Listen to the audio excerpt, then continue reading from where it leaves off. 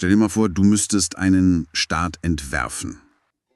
Also für 40 Millionen Menschen. 40 Millionen, ja, das ist echt eine Hausnummer. Absolut. Ich meine, das ist einfach mal die Bevölkerung von Spanien oder von ganz Kanada.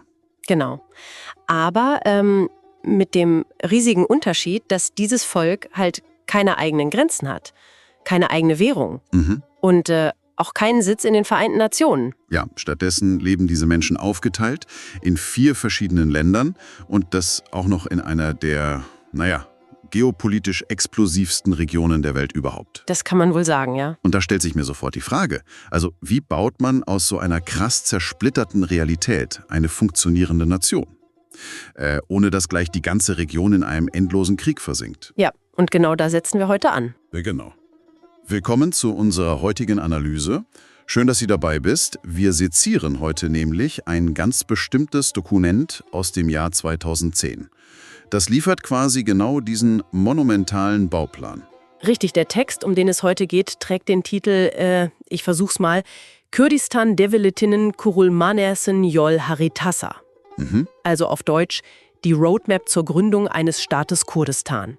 Verfasst wurde dieses Strategiepapier von Nimet Abdullah. Okay. Und wo kam das genau her? Das wurde in Erbil veröffentlicht, also im irakischen Teil Kurdistans. Und zwar von der Union der Parlamentarier Kurdistans. Ah, okay. Und das Bemerkenswerte an dem Dokument ist echt dieser radikale Paradigmenwechsel des Autors. Inwiefern? Er sagt im Grunde ganz klipp und klar, die Zeit der bewaffneten Aufstände in den Bergen, die ist vorbei. Krass, okay. Ja. Er meint, einen modernen Staat baut man nicht mit Gewehren. Den baut man mit völkerrechtlicher Diplomatie, mit einer knallharten wirtschaftlichen Basis und vor allem mit einem extrem strategischen, fast schon juristischen Blick in die Geschichte.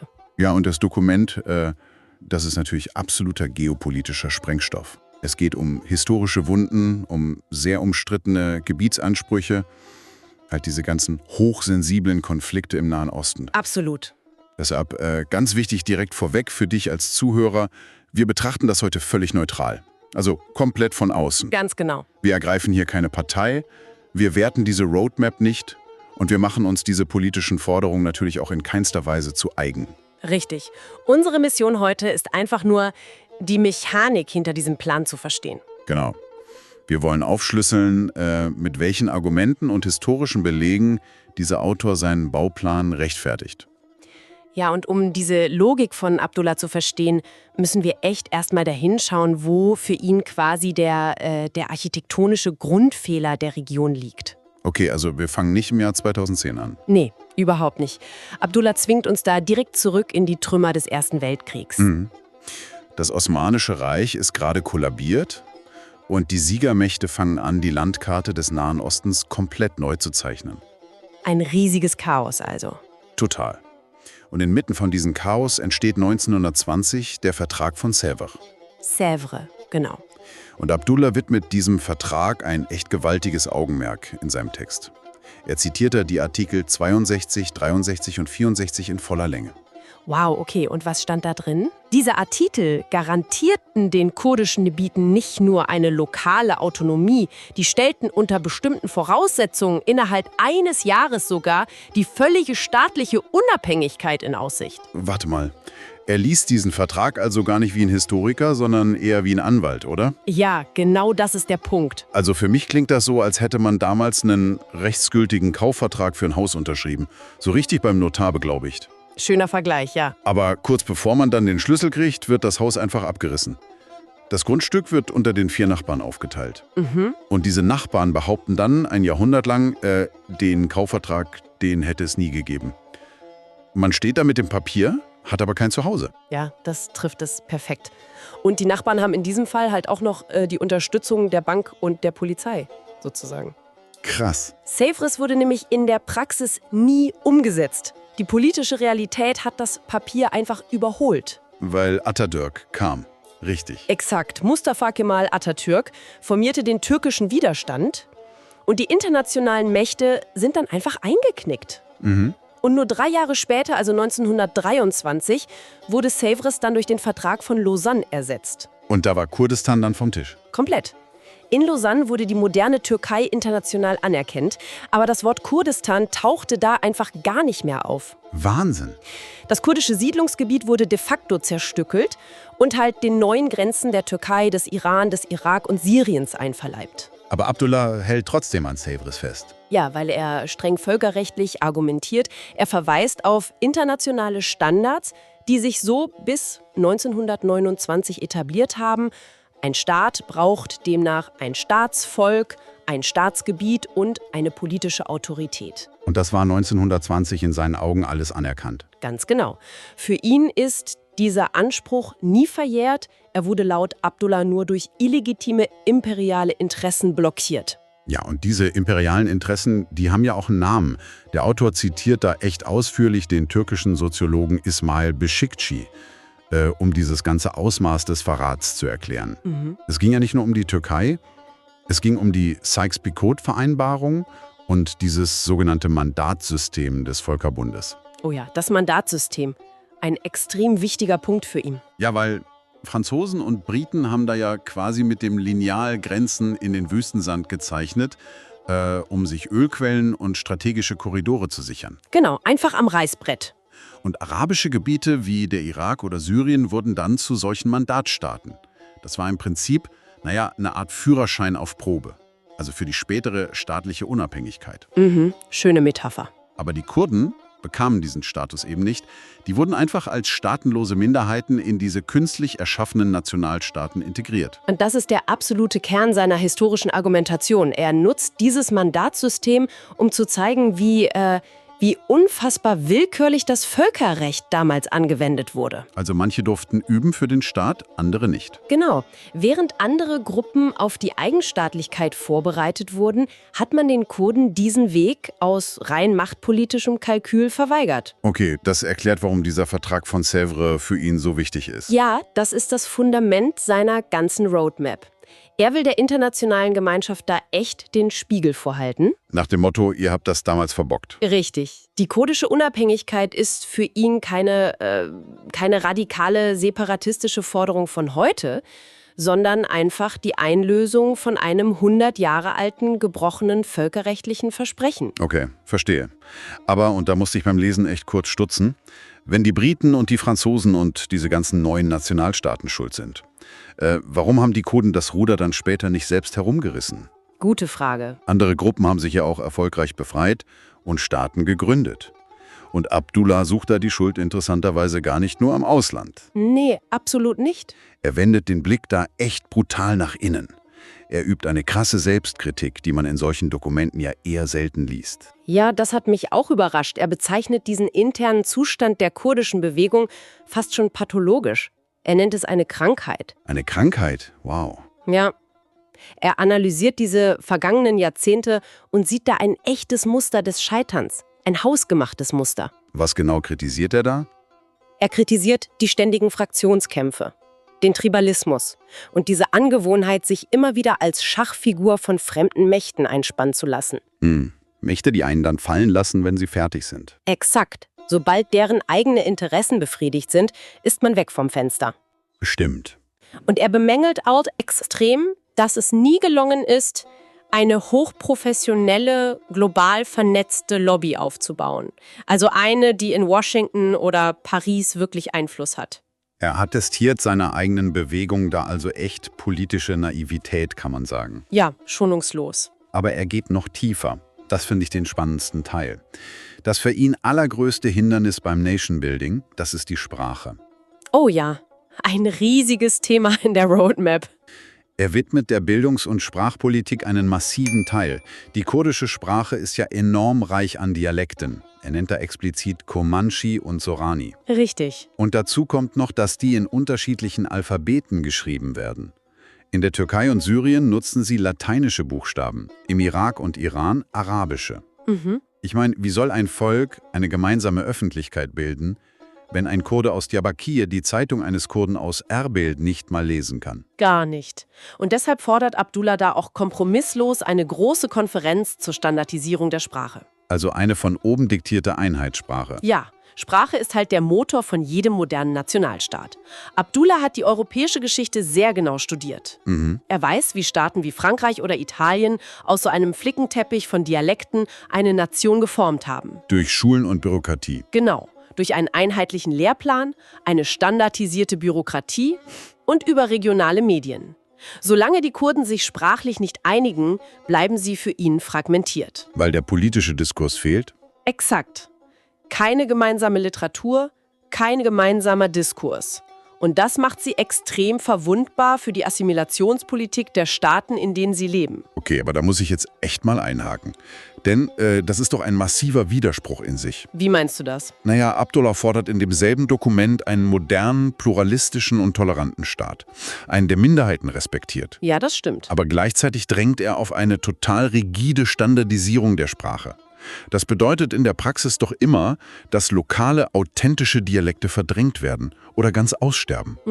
Ja. Tauscht man da nicht einfach die externe Unterdrückung gegen so eine interne kulturelle Gleichschaltung aus? Das ist ein super Punkt. Das ist halt dieses klassische Paradoxon beim Nation-Building. Und Abdullah nimmt diesen Schmerzpunkt offenbar ganz bewusst in Kauf. Echt? Der sieht das als notwendiges Übel. Genau.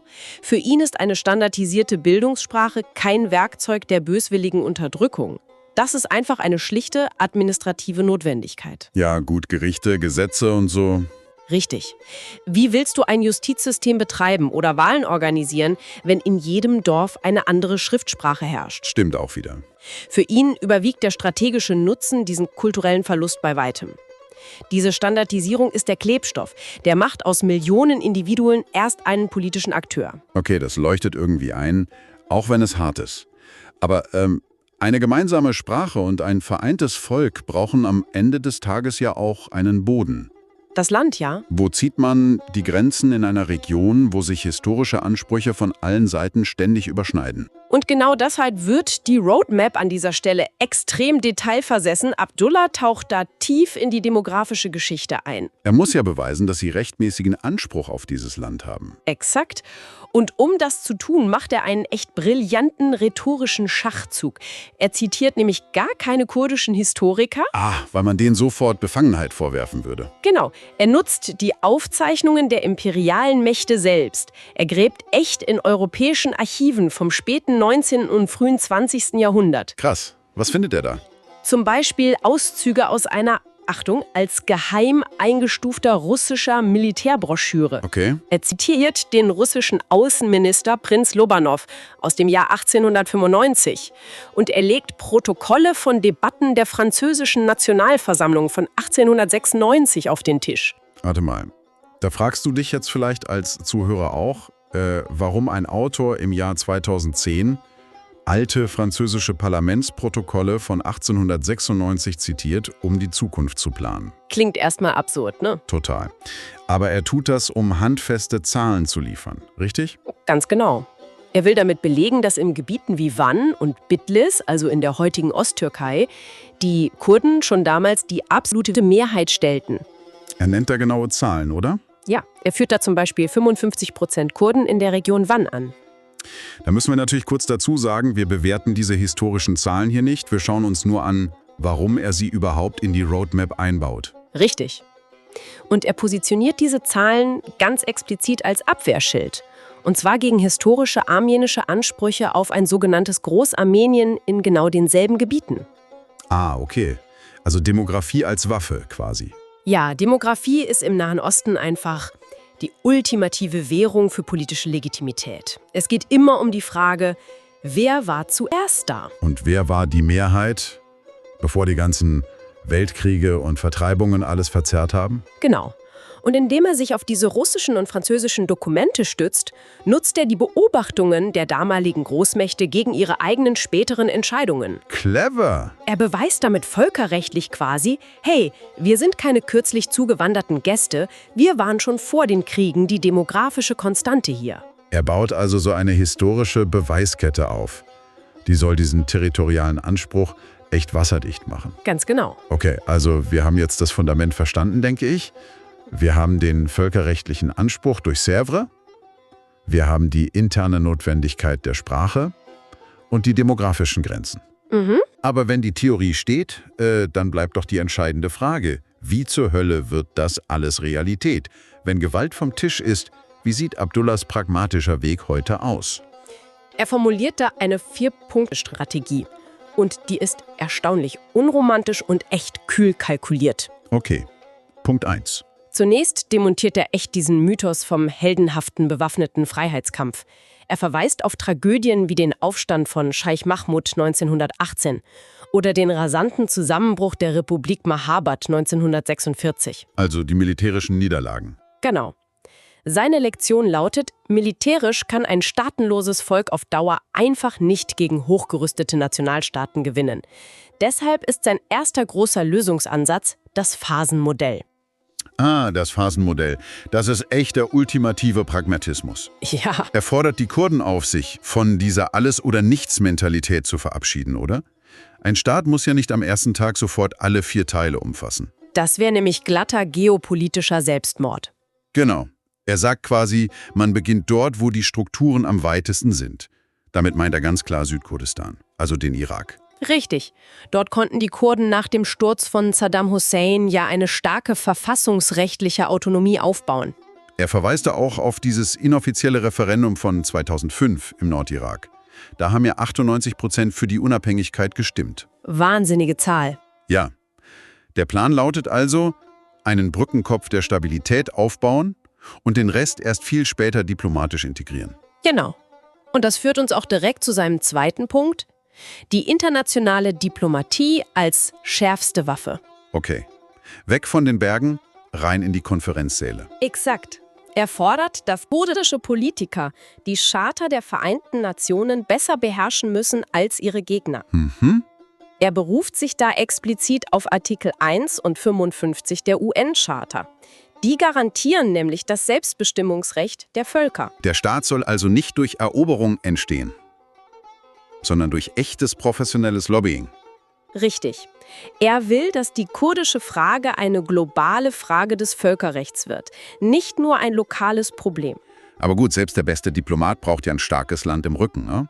Was uns zu Punkt 3 bringt, die wirtschaftliche Unabhängigkeit. Ein extrem wichtiger Punkt. Abdullah warnt davor, einen Staat zu gründen, der wirtschaftlich sofort am Tropf seiner Nachbarn hängt. Ja, logisch. Er fordert massive Investitionen in Landwirtschaft, Industrie und Tourismus. Weil ein Staat, der nur auf Ölexporte setzt, erpressbar ist. Ganz genau.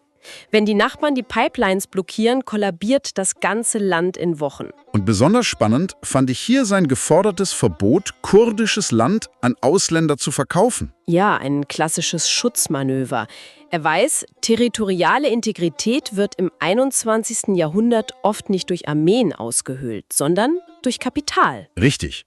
Wenn Investoren riesige Ländereien aufkaufen, verliert man schleichend die Souveränität über den eigenen Boden. Auch wenn man auf dem Papier unabhängig ist. Exakt. Er sichert den Staat also ökonomisch nach außen ab. Schlau. Und was ist der 4. Punkt? Der 4. und vielleicht echt emotionalste Punkt ist die internationale Anerkennung von Genoziden. Okay. Abdullah fordert, dass Verbrechen wie die Anfal-Kampagne und der Giftgasangriff auf Halabja in den 80er Jahren weltweit offiziell als Völkermord eingestuft werden. Ja, Halabja und Anfal, das waren ja Operationen von Saddam Husseins Regime. Da wurden Zehntausende Kurden systematisch vernichtet, Zivilisten mit chemischen Waffen ermordet. Grauenhaft. Absolut. Aber warum macht ein Autor, der sonst so pragmatisch ist, diese Trauerarbeit zu einer tragenden Säule von seiner Roadmap? Weil es ihm hier gar nicht primär um Vergangenheitsbewältigung geht, ihm geht es um juristische Hebelwirkung. Ah, Wenn die internationale Gemeinschaft einen Genozid anerkennt, dann greift im modernen Völkerrecht das Prinzip der Schutzverantwortung, also die Responsibility to Protect. okay. Er baute also ein zwingendes Argument auf. Wenn bewiesen ist, dass die Kurden innerhalb existierender Staaten vernichtet wurden, dann ist die internationale Gemeinschaft verpflichtet, ihnen einen eigenen Staat zu geben. Genau. Die Anerkennung des Leids wird so zum ultimativen rechtlichen Katalysator für die Unabhängigkeit. Es ist also eine hochkomplexe Mischung. Geduld statt Schnellschüsse, Diplomatie statt Waffen. Und er plant das ja auch echt als moderner Akteur. Er fordert freie Wahlen, Verfassungsgarantien und den Schutz anderer Minderheiten. Er will also keinen ethnisch exklusiven Stamm aufbauen, sondern eine pluralistische Demokratie, einen verlässlichen Partner für die Weltgemeinschaft. Richtig, er zeichnet den Bauplan für ein Haus, dessen Fundament tief in der Geschichte verankert ist. Aber die Wände werden mit modernen wirtschaftlichen Mitteln hochgezogen. Es ist echt die Abkehr von der Rolle des passiven Opfers hin zum aktiven Staatsbauer. Absolut. Und das, liebe Zuhörer, hinterlässt uns mit einer echt faszinierenden Frage über die Natur von Staaten in unserer heutigen Welt. Oh ja. Der Autor verlässt sich bei seiner Strategie auf alte Verträge, auf UN-Charters, auf Diplomatie. Er legt das Schicksal von 40 Millionen Menschen in die Hände genau jenes Systems, das die Kurden vor 100 Jahren im Stich gelassen hat. Das System von Sykes-Picot? Genau. Und da ist die Frage, die du heute mitnehmen kannst, ist es visionär, die Zukunft auf genau dieses Völkerrecht zu bauen, weil es heute der einzig legitime Weg ist? Oder ist es eine fast schon tragische Notwendigkeit? Genau. Weil einer staatenlosen Nation heute schlichtweg kein anderes friedliches Werkzeug mehr zur Verfügung steht. Wie baut man einen Staat aus dem Nichts? Vielleicht, indem man die Regeln derer meistert, die ihn einem bisher verwehrt haben. Ein starker Gedanke zum Schluss. Das war unsere heutige Analyse. Danke dir fürs Zuhören und bis zum nächsten Mal.